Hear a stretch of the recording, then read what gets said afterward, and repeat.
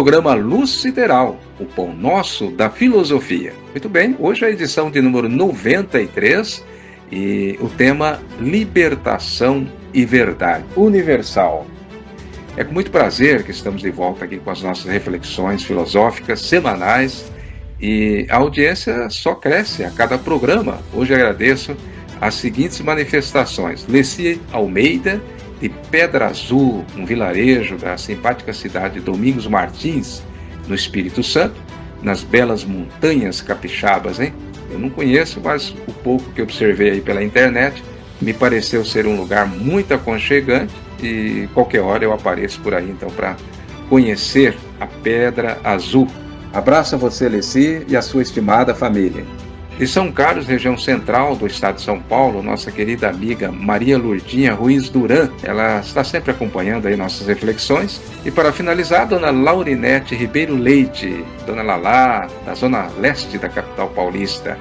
Abraços e que Deus abençoe com muita luz sideral para todos. E você também que nos ouve agora, neste momento, pode se manifestar, se inscrever aí no canal, likear também, que eu vou agradecendo por aqui. Muito bem, hoje então o tema Libertação e Verdade, sugerido aí pelo atuante filósofo André Basso. Daqui a pouco ele vai falar também. Eu trago a minha reflexão, primeiramente, com um belo texto do grande brasileiro, o baiano Rui Barbosa, que nos deixou esta obra-prima sobre a liberdade, dizendo, abre aspas,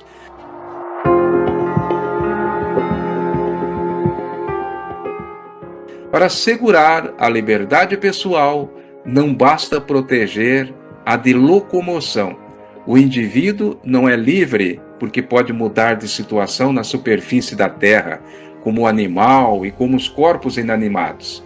Há liberdades que interessam a personalidade ainda mais diretamente, a que são a égide dela. Tal, acima de todas, a liberdade de exprimir e comunicar o pensamento sob as formas imprescindíveis à vida intelectual, moral e social do homem. Dar-lhe a faculdade mais extensa de deslocar-se, retirando-lhe de pôr em comunhão as suas ideias com as de seus semelhantes, é infringir-lhe a violência mais degradante, a coação mais dolorosa, a ilegalidade mais provocadora, o mais insolente dos abusos de poder. Fecha aspas, ponto. Eis aí as palavras de um ser libertário de alma e coração, tomara que já esteja aí entre nós de novo, o grande Rui Barbosa, mas com certeza nos inspirando de onde estiver, na terra ou no céu, que Deus o abençoe e aumente a sua genialidade. Mas então está aí, não podemos prescindir da liberdade em situação nenhuma.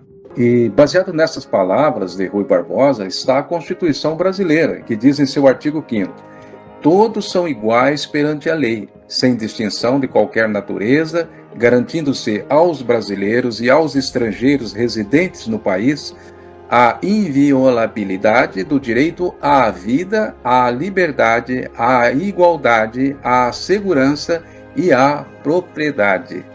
Eis aí, então, só para reforçar o texto do grande jurista. Bom, agora digo eu, não é possível liberdade sem verdade e vice-versa, não é mesmo? Justamente porque a história, que é a mestra da vida, no dizer de Cícero, registrou que os grandes homens que passaram pela Terra pautaram suas existências na verdade ética e na moral. Mas como definir ética e moral? Bem, a meu ver, ética é um estado de honestidade consciente do cidadão de si para consigo mesmo e, consequentemente, com tudo e com todos.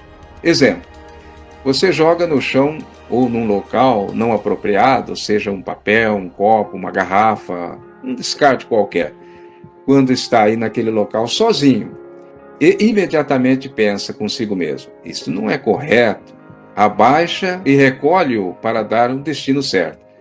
A isto chama-se de senso ético. Já a moral é instituída pela cultura de cada região, cada povo, cada nação, seja por estado, arte ou pela religião, né? que normalizam regras de vida. Olha, você só pode agir neste caso assim, e em outro caso você vai agir assim, assim, assim.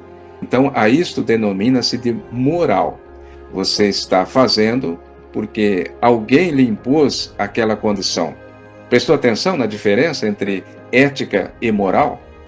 A ética é da consciência, é aquilo que se refere ao consenso cósmico universal, enquanto a moral é existencial, dependendo da região em que você esteja. Existem aqueles que fazem da ética a moral de suas vidas, entre eles Jesus, o Cristo planetário, o filósofo dos filósofos, que não só viveu a ética universal, como também uma moral supinamente elevada, servindo de modelo para todas as vertentes de moral existentes na Terra. E não podemos esquecer também que existiram grandes iluminados, como Mahatma Gandhi, Buda, Moisés, São Francisco de Assis, Teresa d'Ávila, tantos outros que viveram e ainda se vive a ética e a moral do Cristo, e no futuro será a vivência plena para todos os habitantes da Terra. Bem, e o Cristo sentenciou com muita clareza: conhecereis a verdade e a verdade vos libertará. Para falar mais sobre o tema, eu vou convidar então o amigo e pesquisador da literatura mundial elevada, nosso irmão em humanidade, André Basso. André, amplia aí nossa compreensão de verdade universal, como entender e se harmonizar com essa realidade cósmica, à luz das vertentes filosóficas, luz sideral e universica.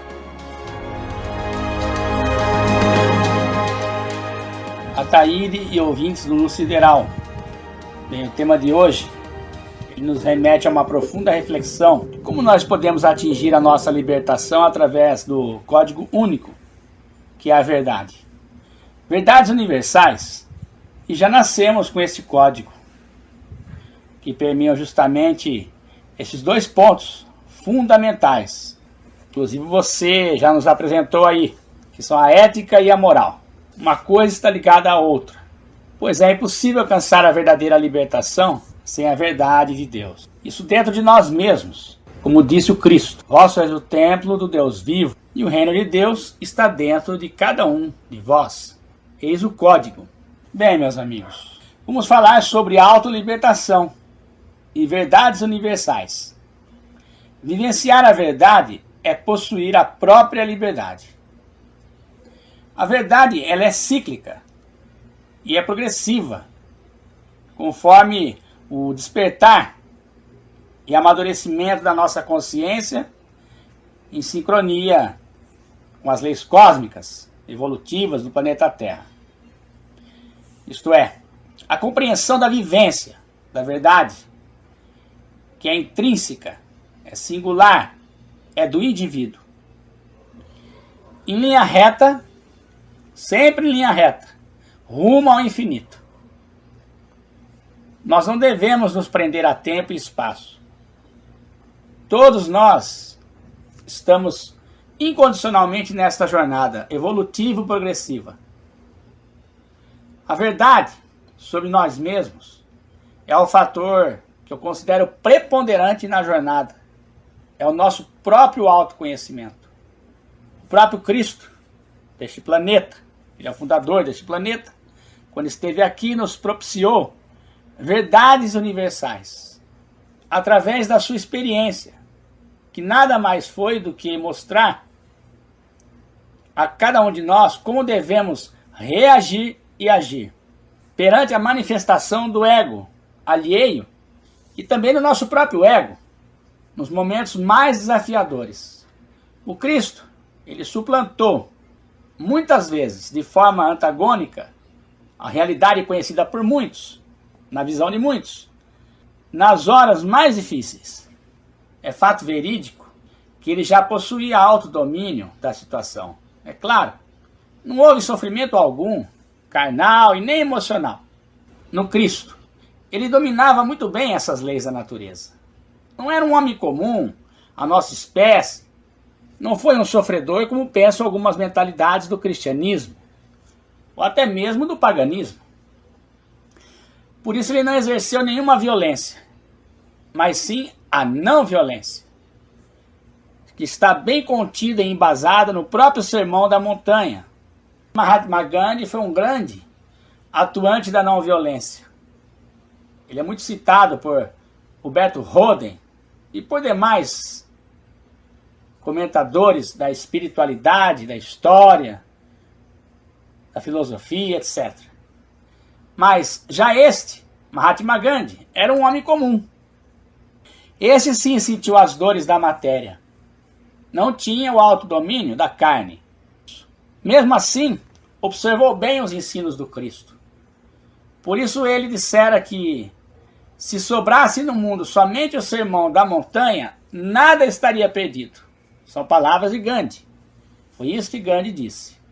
Toda a experiência do Cristo aqui na Terra foi para mostrar para cada um de nós como devemos transcender o nosso ego pelo nosso eu. Vocês sabem, o eu é aquilo que nós somos, a individualidade. O eu. Sócrates observou bem isso. A sua famosa frase deixa claro: conheça-te a ti mesmo. O Cristo já havia feito a sua autolibertação, outrora em outro planeta. Isto é um fato, pois é ele quem criou este planeta chamado Terra. Portanto, é conhecedor das leis que regem este orbe. Apenas a experiência do Cristo foi singular, pois ele a experimentou aqui na Terra, como afirma o filósofo brasileiro catarinense Huberto Roden. Aspas, Jesus, o super-realizado. Com sua descida aqui na Terra, se tornou um super-Cristo.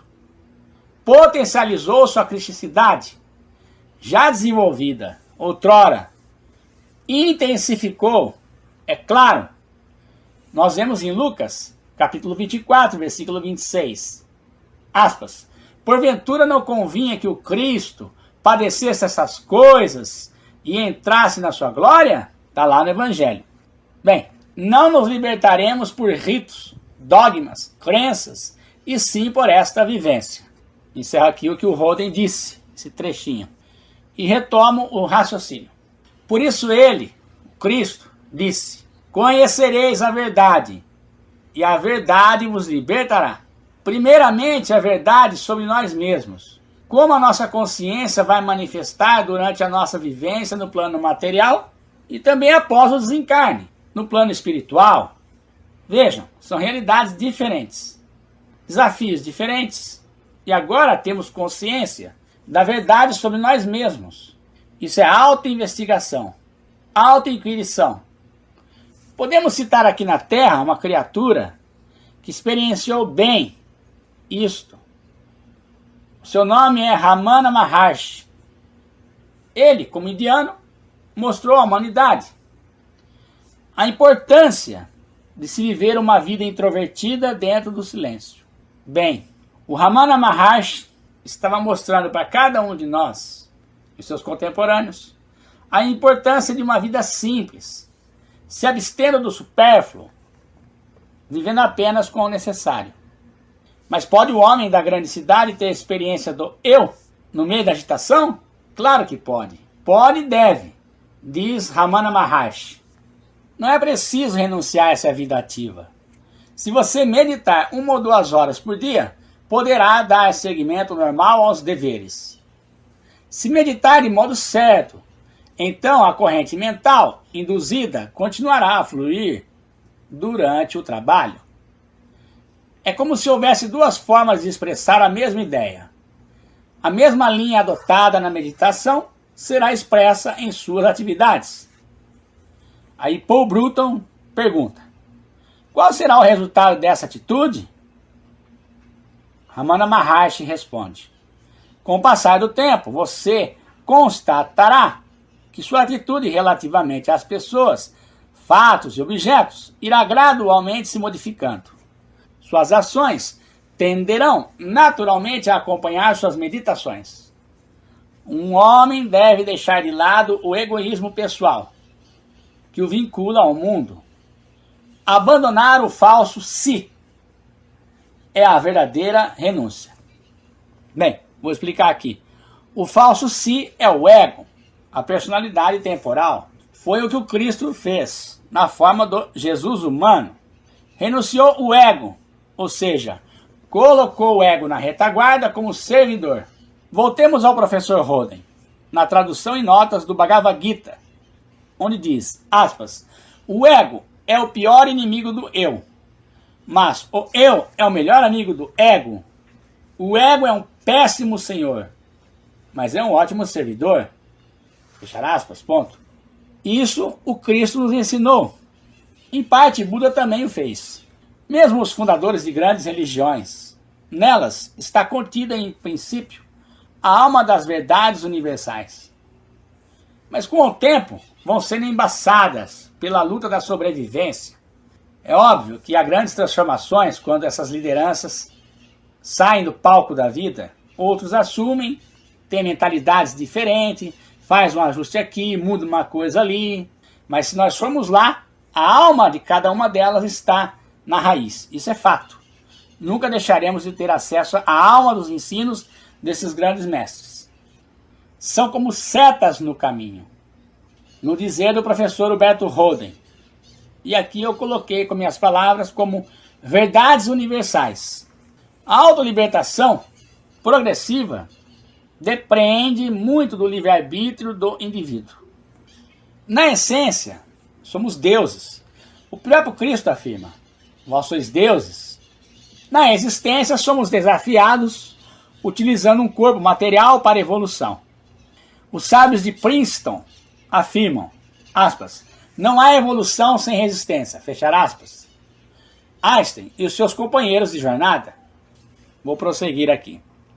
Então vimos que aprendemos, evoluímos na nossa jornada de autoconhecimento, vivência introvertida e através das verdades universais, que também são progressivas evolutivas. Bem, para encerrar eu trago uma pequena página do livro Consciência é o que eu sou, de Joel Goldsmith. O prefácio da edição brasileira é pelo professor Luciano Alves Meira.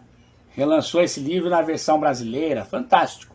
Diz Luciano Alves Meira, o que Deus aguarda em nós? Aspas. Por sua genialidade simples e pelo poder transformador de sua mensagem, Joel Goldsmith deveria ser muito mais conhecido no Brasil do que já é. Ele foi o que se costuma chamar de um mestre espiritual, que nunca fundou instituições religiosas ou sociais. O seu foco estava em ajudar as pessoas a viver melhor, a partir de uma intensa conscientização da imanência de Deus em nós. Aquilo que mais desejamos encontrar na existência é justamente o que somos em essência, afirma o autor. Mas é preciso desenvolver habilidades contemplativas para acessar o Cristo interior e deixá-lo pavimentar nossos caminhos. Se lutarmos contra as nossas tendências egocêntricas e contra o mal que está no mundo, sucumbiremos, pois estaremos combatendo ilusões e, ao fazê-lo, alimentando-as. Se, diferentemente, compreendermos no silêncio a nossa identidade divina, mais profunda e inefável, os desdobramentos dessa experiência efetiva se manifestarão como autoconhecimento, autenticidade, propósito, saúde, contribuições pacíficas e amorosas, porque a grande verdade é que tudo está no espírito e nada tem substancialidade fora dele. Ainda em outras palavras, podemos nos tornar a transparência pela qual a luz infinita do Cristo imanente dissolverá as sombras do mundo. Vale aqui uma recomendação. Os livros de Joel Goldsmith podem ser lidos de diversas formas, mas o modo mais impactante de fazê-lo é ler diariamente alguns parágrafos e meditar sobre eles, alternando com pequenos períodos de silêncio, até que comecemos a receber alguns insights e, principalmente, sintamos uma paz interior que é, ao mesmo tempo, liberdade e renovação. Realize esse pequeno ritual contemplativo 2 ou 3 vezes por dia, há mais de 4 décadas, e posso afirmar que os ganhos são simplesmente imensuráveis. Bom, Um abraço a todos do Luz Sideral.